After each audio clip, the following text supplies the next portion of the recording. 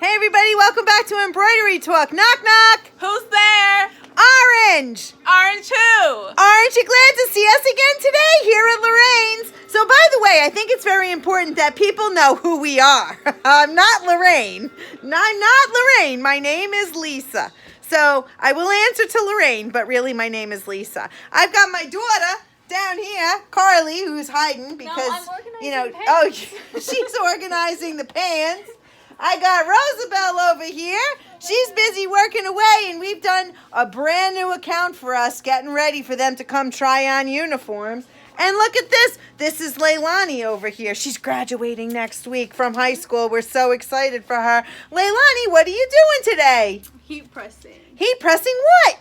Same with thigh shirts, gym shirts. Ah, for the gym wear. Awesome. See, back to school takes lots of preparation, and so do all these jobs that are sitting here waiting to be done, and everybody who's telling us they need them yesterday. So we're going to leave you on that note. We hope you have a great rest of the day. Bye.